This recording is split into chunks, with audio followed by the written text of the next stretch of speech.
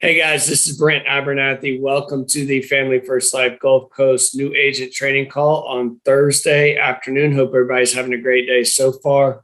Want to get right to it today. Got some questions that were sent in to us from a bunch of you new agents, as far as some things that you had questions on, and we're just going to do a little Q&A today. So I appreciate those of you men and women who have sent questions in. I'll do my best to try and answer them for you, and so you can go out and start helping families. So first one says, how many times should I call a lead? Okay. And the easy answer would be as many times as it takes. Okay. I always dialed leads 3 times in a row. So if they didn't answer, I would hang up, hit send again. If they didn't answer, I'd hit send again. It's crazy how many times these people will answer the phone if you dial them 3 times in a row. Okay. If they don't answer again, I'd move on, start dialing other leads, come back to them, whatever. But I want, and this is something I see a lot with new agents is, like, if I had a lead and I paid for a lead, I would call them. There were times I'd call them 20 to 30 times in a day. Okay. It's my job to get them to answer the phone. If they're, just one of those people that aren't going to answer, I'm going to try and force them to answer.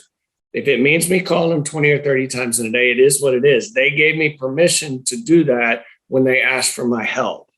So, as many times it takes. If it is somebody that I've tried in the morning, that I've tried in the afternoon, that I've tried in the evening, all that stuff, and they just are somebody that aren't going to answer, I'm just going to go knock on their door.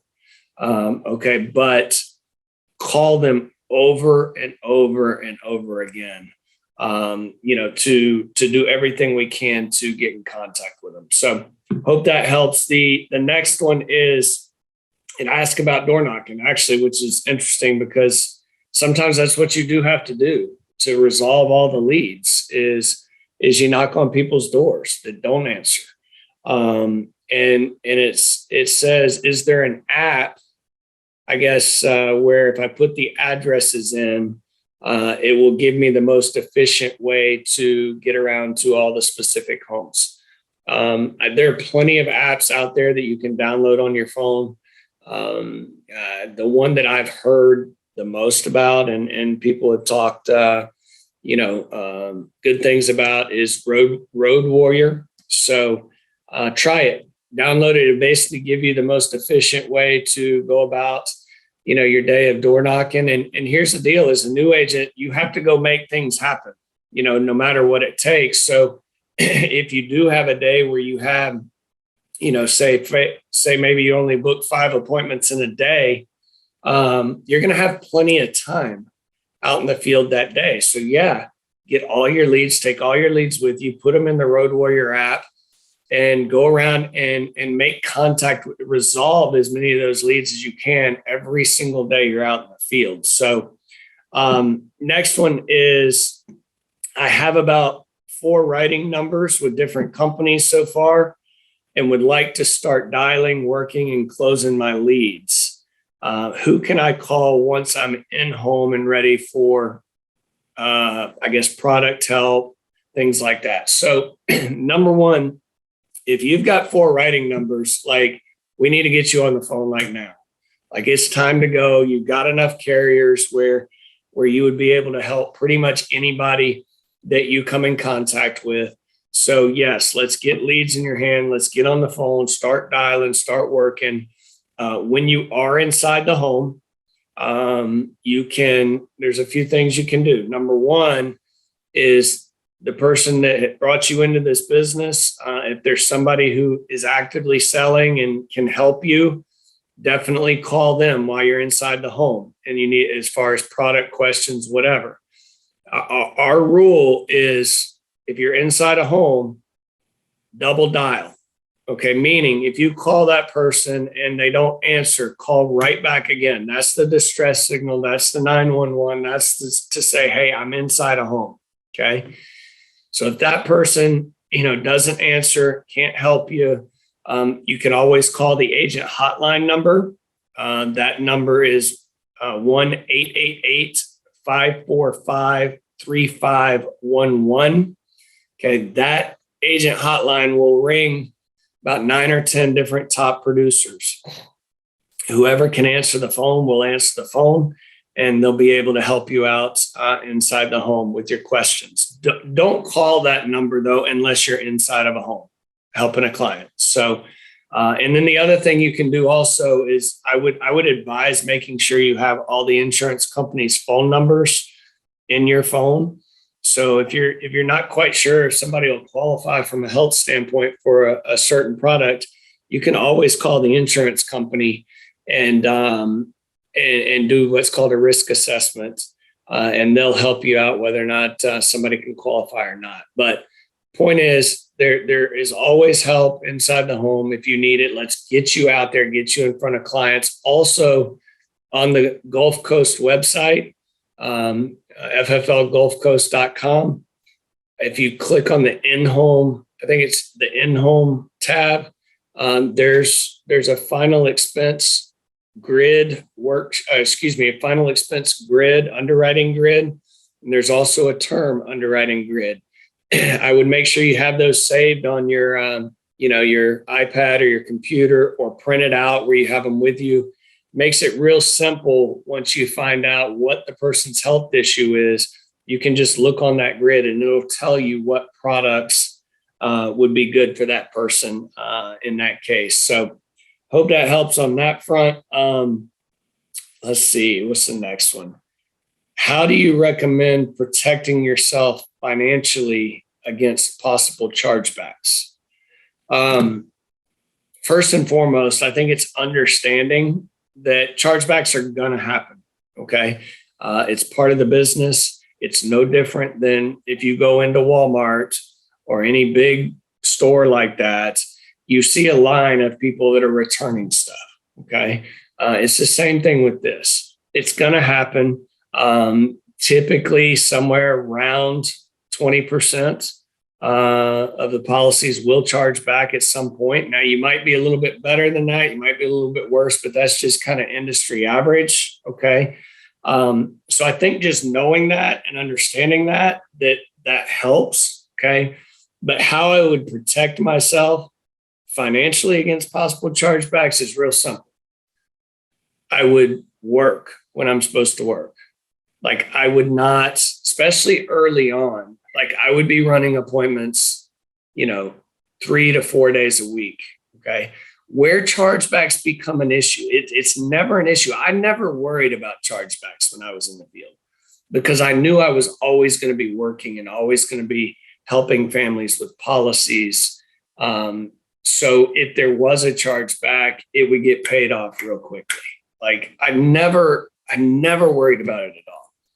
Where chargebacks become an issue, especially with a new agent, is when you go out and you sell for a couple of weeks and then you decide, oh, this is a good time to go on vacation for a week, or this is a good time to kick my feet up. I just got a good amount of deposits or whatever. And, I'm just not going to work quite as hard or with the same intensity. And what happens ultimately is typically that week or so you're not in the field, you get a chargeback or two, and then now all of a sudden you're back to work and it's like, oh crud, now I go make a sale and all it's going to do is pay off that debt that I had. So I say all that to say this. If you focus on minimally submitting $5,000 or helping 5 families a week, I should say that. That's the way I always looked at it. I knew if I helped 5 families every single week, minimal, that chargebacks would never be an issue. I wouldn't have a problem paying my bills. I wouldn't be, racking up, falling behind too far with any carriers. So just have the consistency of work. Whether or not you had a good week the week before, a bad week the week before, just continue to work like Groundhog Day. Dial when it's supposed to be a dial day, run when it's supposed to be a run day, door knock when you're out in the field, always trying to make things happen on a consistent basis, and you won't ever have a big issue with chargebacks. So it was comforting for me to know that I was in control of that just simply by my activity. So I never really let it bother me at all. So how do taxes work with being 1099? Well, first of all, I am not an accountant, so I don't really give tax advice. Okay. What I will say is this is you will get 1099 statements. Usually they come out in January and from all the insurance companies. All right. They'll send you in the mail, they'll send you a statement, or you can print it out on your agent page of how much money you got deposited from that insurance company the previous year.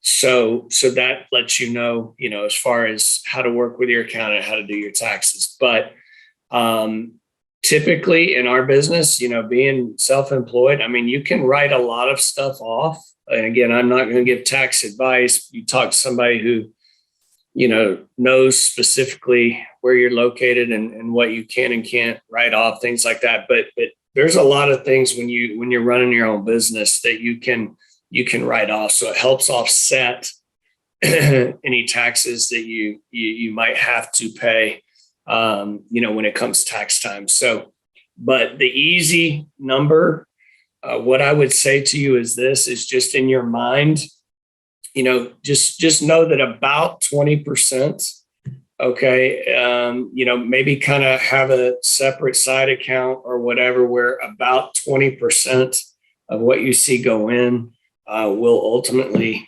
have to go towards taxes. And again, especially early on, the first couple of years, it might actually be less than that, just because you can write off certain things and stuff. But I don't want to go too really much deeper in that, because like I said, I'm not an accountant, but it's just something you do need to be prepared for. But just make sure you just have a little bit of money set aside that can help you when that time comes. And again, I'll go back to the last question. If you're writing a bunch of insurance and helping a bunch of families, then taxes won't ever really be an issue. Yes, you're going to have to pay them, but that's a good problem to have in that case. So I hope that makes sense. So what is the in-home process of an annuity if they have a 401k in place? Basically, as a new agent, I'll say this: our bread and butter is simplified issue mortgage protection, final expense coverage. Okay, that's what you're going to help families with on a day-to-day basis, and pay your business expenses, pay your bills, things like that. Okay, annuities come up if you're asking the right questions inside the home. The best question to ask is, do you have anything that acts like life insurance, like any 401ks, IRAs, CDs, anything like that? That's where you can drum up some annuities. I'm not going to go too deep. Annuities are they're a lot more simplistic than a lot of people might think. And really all we do is, if they have a 401k, an IRA, money in a checking or savings, whatever, we work with Athene, and we work with fixed index annuities, so we can roll that money into one of Athene's products, and you get paid pretty well when you do that. So what I would say to you as a new agent on that front is get good at finding the money. Okay, don't worry about what happens inside the home or how to go about the in-home process, so to speak. Get good at finding the money.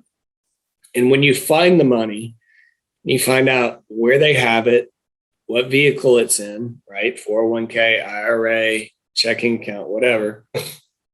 Find out roughly how much they got, where it is, what vehicle it's in, and then call somebody who has written annuities before. If you're looking at if you watch the leaderboards, things like that, you know who's written annuities, but you can always reach out to me.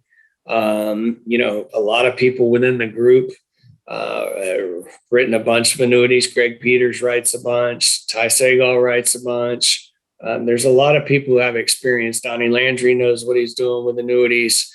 So just find the money and reach out and say, hey, this person has this amount of money. Here's where it's at. And we'll help you do an illustration, for a product. We'll help you figure out what product will be best and do an illustration. We'll show you how to do an illustration as well. And we'll go over with you how to talk about that product and that illustration with the client. Okay. Typically, the best thing to do in that case, when you find the money, when you find where it is, how much it is, say to the client, okay, I'm going to get this in the hands of our product and retirement specialist. They'll take a look at it. We'll figure out what would be best for you. I'll come back out. I'm going to be back in this area here, and I guess on Tuesday. What would work better for you on Tuesday for me to come by and go over that with you? Would it be afternoon or evening? Book an appointment while you're there with the client for you to come back and go over that stuff with them.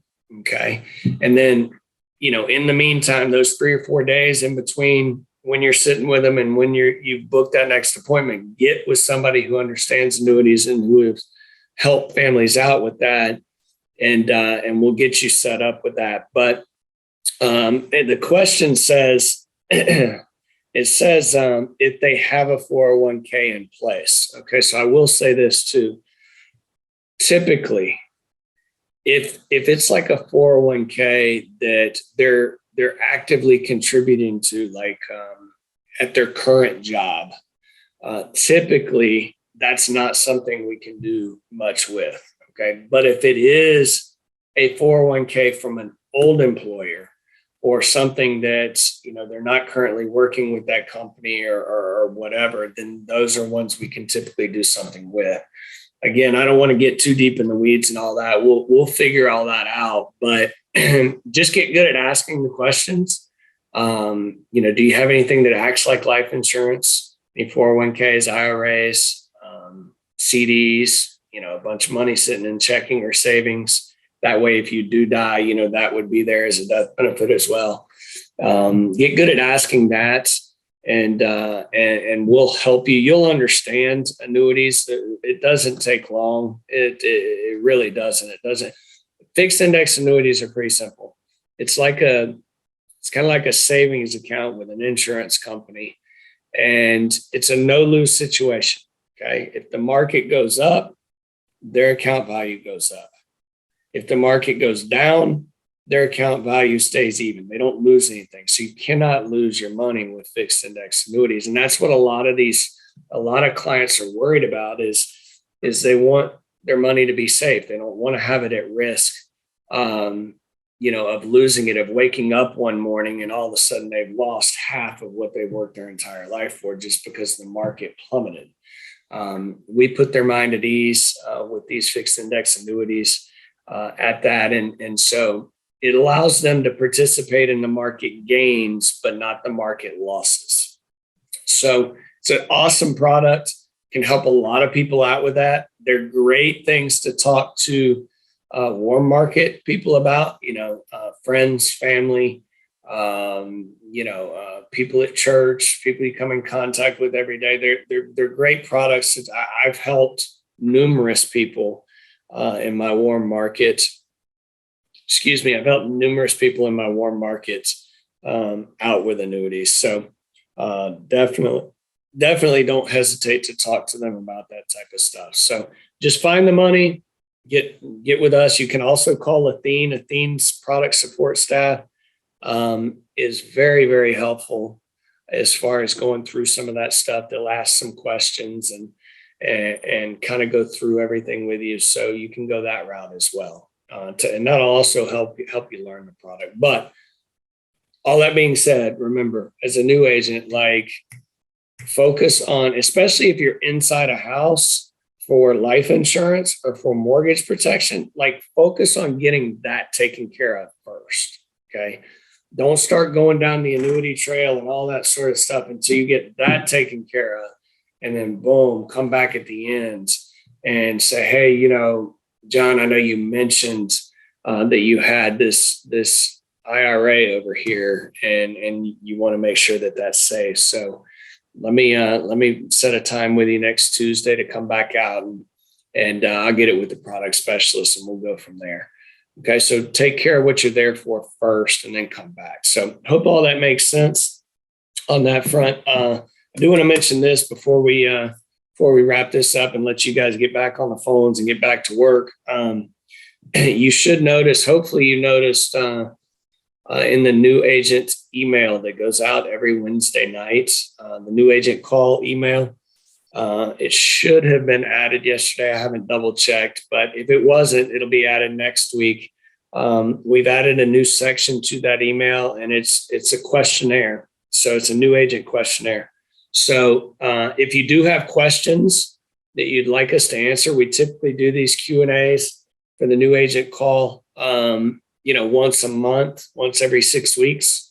So if you do have questions that you'd like me to answer and go over, just fill that question out on that new agent questionnaire. It also will ask, some things you'd like to see more of, or, things like that. So it's just feedback for us. We're trying to get better every single day.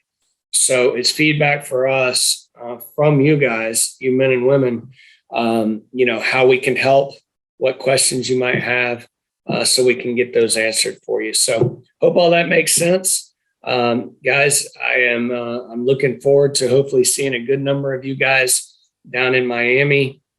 I will be arriving next Wednesday, the 2nd, down there for conference. Obviously, we will not have this new agent call next Thursday.